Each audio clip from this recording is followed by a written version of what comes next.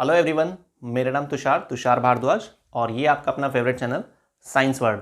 आज के इस वीडियो में हम क्लास 10 फिजिक्स का एक इम्पॉर्टेंट चैप्टर इलेक्ट्रिसिटी का एक इम्पॉर्टेंट टॉपिक डिस्कस करने वाले हैं और वो क्या है, रेजिस्टेंस इन सीरीज। देखिए, इस टॉपिक को स्टार्ट करने से पहले, समझने से पहले हमें थोड़ा सा इंट्रोडक्शन लेना होगा रेजिस्टेंस के बारे में कि रेजिस्टेंस एक्चुअल में क्या है, मीनिंग क्या है इसका। देखिए, वायर जो होती है ना, एक कंडक्टिंग मटेरियल, आप कॉपर वायर ले लीजिए एग्जांपल में, या एल्यूमिनियम वायर या सिल्वर वायर, ठीक है।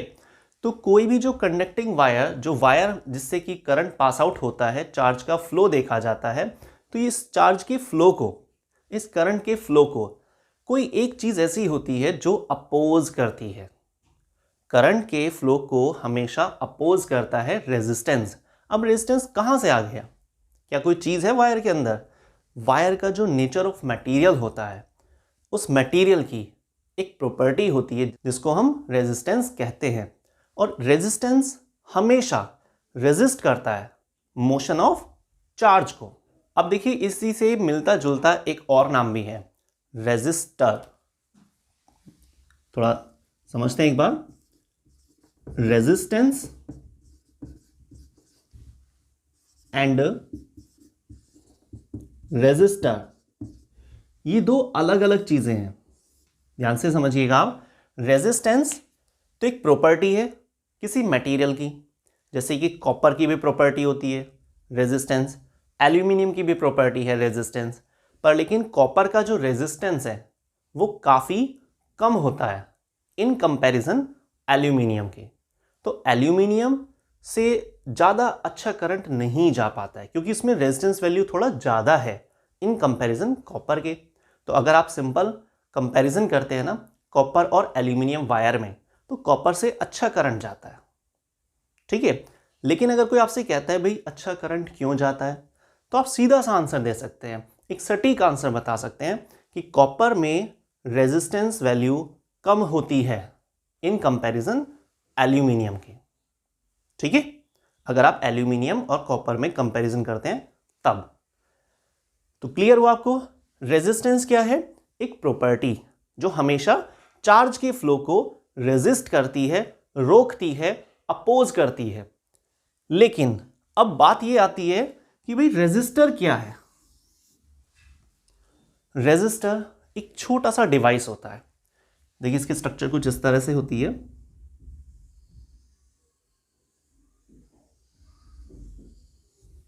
ठीक है, काफी बड़ा बनाकर दिखाया मैंने आपको, थोड़ा सा क्लियर हो जाए। बाकी यहां पर कलर स्ट्रिप होती हैं। ये आपने किसी भी सर्किट में लगा हुआ भी देखा होगा, या फिर आप किसी इलेक्ट्रिशियन की शॉप पर जाकर भी चेक कर सकते हैं कि भाई रेजिस्टर अलग अलग वैल्यू के आते हैं। 2 ओम वैल्यू का रेजिस्टर है ना। तो ये एक वो डिवाइस है जिसे किसी अप्लायंस में या किसी इलेक्ट्रिक सर्किट में लगाया जाता है। इसकी प्रॉपर्टी भी रेजिस्टेंस है। क्लियर? इसकी प्रॉपर्टी भी रेजिस्टेंस है। और रेजिस्टेंस जब भी नाम आएगा तो हमेशा वो चार्ज के फ्लो को अपोज करेगा, फेवर नहीं करेगा, अपोज करेगा, पूरी कोशिश करेगा थोड़ा कंट्रोल करने की, उसको ज्यादा करंट ना जाए। तो फिर लगाने की जरूरत ही क्या है भाई? रेजिस्टर्स को क्यों लगा रहे हैं हम? देखिए, रेजिस्टर का लगा होना सर्किट में जरूरी होता है, ठीक है। ऐसा इसीलिए करंट जाना चाहिए पर ज़्यादा भी नहीं जाना चाहिए। अगर ज़्यादा करंट जाएगा तो वो कारण बनेगा आपके अप्लायंस के खराब होने का। समझ रहे हैं? क्लियर हुआ आपको? तो रेजिस्टर और रेजिस्टेंस ये दो अलग अलग चीज़ें हैं। ये एक डिवाइस है जिसको हम इलेक्ट्रिक सर्किट में लगा रहे हैं, ठीक है। ये एक प्रॉपर्टी है जो किसी मटेरियल की होती है, जैसे मैंने आपको अभी एग्जांपल में बताया, कॉपर और एल्यूमिनियम। सिल्वर भी ले सकते हैं, सिल्वर तो बल्कि बेस्ट कंडक्टर होता है इलेक्ट्रिसिटी के लिए। ऐसा क्यों? क्योंकि रेजिस्टेंस वैल्यू उसकी काफी कम होती है, ठीक है। तो आई थिंक आपको क्लियर हो गया होगा। अब हम आते हैं अपने मेन जो हमारा टॉपिक है, रेजिस्टेंस इन सीरीज। देखिए, एक्चुअल में तो रेजिस्टेंस इन सीरीज आप कह सकते हैं या फिर रेजिस्टर इन सीरीज भी कह सकते हैं, है ना। सीरीज का मतलब क्या होता है? सीक्वेंस। देखिए, मैं आपको एक डायग्राम के जरिए समझाता हूँ। एक सर्किट डायग्राम बना लेते हैं ना, उससे क्या है कि आपको इस टॉपिक को समझने में हेल्प भी मिलेगी और बहुत आसानी से समझ में आ जाएगा। आपने कोई 3 या 2 ये 3 मैंने रेजिस्टेंस लिए। ये रेजिस्टेंस को इंडिकेट करने का तरीका है ना।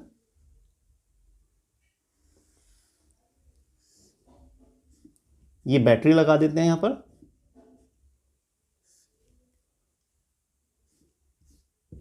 ये 2 सेल वाली मैंने बैटरी यहां पर लगा दी। Group of cells is called battery. 2 cell वाली बैटरी है ये पॉजिटिव टर्मिनल है, ये नेगेटिव टर्मिनल है। बैटरी के लिए बी सिंबल यूज कर रहे हैं। ये स्विच है, क्या है ये? स्विच। अच्छा, स्विच में बहुत कंफ्यूजन होता है। स्विच में अगर देखिए यहां पर ऐसे ब्रैकेट जैसा साइन है ये और बीच में डॉट लगा हुआ है, इसका मतलब क्या है? सर्किट क्लोज्ड है। क्लोज का मतलब ये नहीं कि बंद पड़ा हुआ है सर्किट, सप्लाई नहीं है। क्लोज का मतलब है कि कनेक्शन कंप्लीट है ना। तो याद रखिएगा, अगर डॉट लगा हुआ है इसका मतलब क्लोज्ड सर्किट है, और अगर डॉट नहीं लगा हुआ है तो इसका मतलब ओपन सर्किट है, कनेक्शन कंप्लीट नहीं है। लेकिन मैंने यहां पर अभी सर्किट डायग्राम में डॉट लगाया हुआ है, दैट मीन ये एक क्लोज्ड सर्किट है, कनेक्शन कंप्लीट है। जो भी अप्लायंस वगैरह या जो भी हम लगाना चाह रहे हैं वो काम करेगा, है ना। अब इसके लिए आप एरो दिखाएंगे ताकि हमें ये पता चल सके कि करंट की डायरेक्शन क्या है। प्लस से माइनस की तरफ करंट जाता है ना, इसके लिए सिंबल क्या होता है? आई। तो ये हमारा एक सर्किट डायग्राम तैयार हो गया है। लेकिन ध्यान से देखिए आप, यहां पर जो रेजिस्टेंस है उनको कैसे लगाया गया है? सीक्वेंस में। तो इसे क्या बोलते हैं? Series combination. क्या बोलते हैं इसको? Series combination. R1 R2 R3। ठीक है। अब हमें ध्यान क्या रखना है, जब भी आप सीरीज कॉम्बिनेशन बनाते हैं या अपने सर्किट डायग्राम में दिखा रहे हैं, तो करंट जब आता है ना तो एक सीक्वेंस में फ्लो करता है, फ्रैक्शनेट नहीं होता है, क्योंकि ये सभी सीक्वेंस में लगे हुए हैं। लेकिन जो पोटेंशियल डिफरेंस है वो अलग अलग लेना होता है हमें। कैसा लेना होता है? अलग अलग।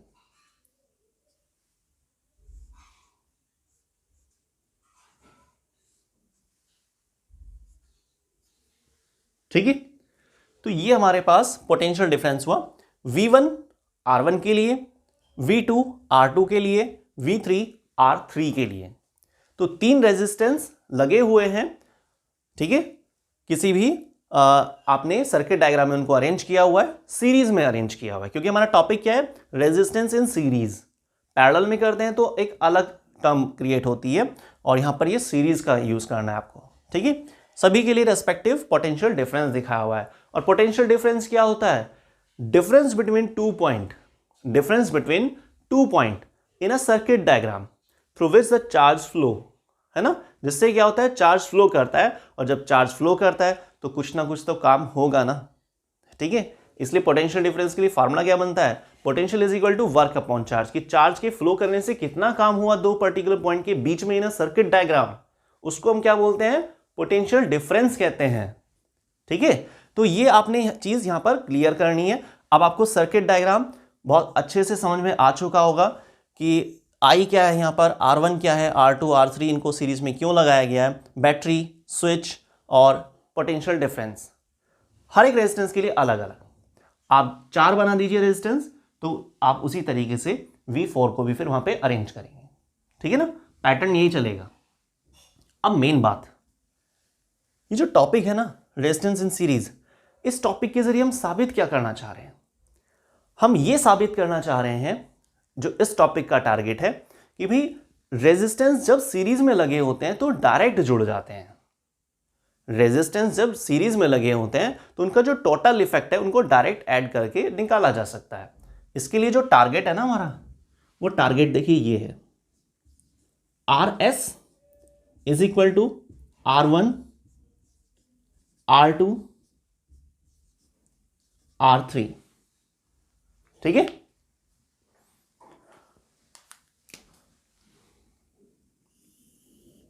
ये आपके पास एक फॉर्मूला है जो हमें ड्राइव करना है।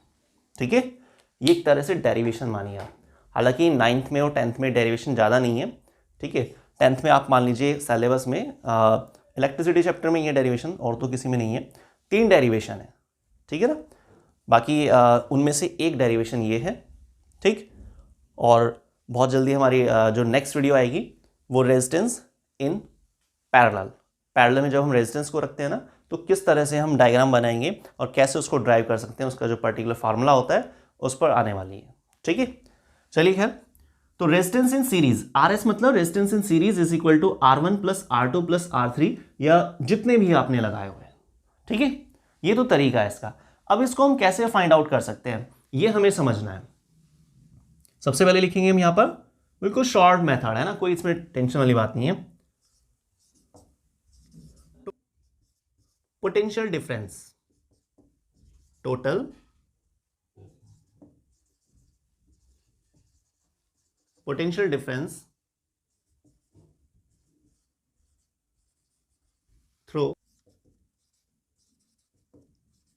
सर्किट, कितना? V is equal to total potential क्या होगा, V1 plus V2 plus V3। ठीक है, तो total potential is equal to, total potential मतलब ये टोटल, जैसे यहां पर 3 रेजिस्टेंस लगाए गए ना, तो उसी के हिसाब से 3 यहां पर पोटेंशियल डिफरेंस बन रहे हैं। तो अगर हम टोटल पोटेंशियल निकालना चाहे तो किसके इक्वल हो सकता है भाई, बेसिक बात है, आपने 3 पोटेंशियल लिए हैं तो उनके सम के बराबर होगा ना। तो total potential is equal to V1 plus V2 plus V3। ठीक है, अब हमें मालूम है एज वी नो दैट, क्या जानते हैं हम, सब कुछ जानते हैं ना।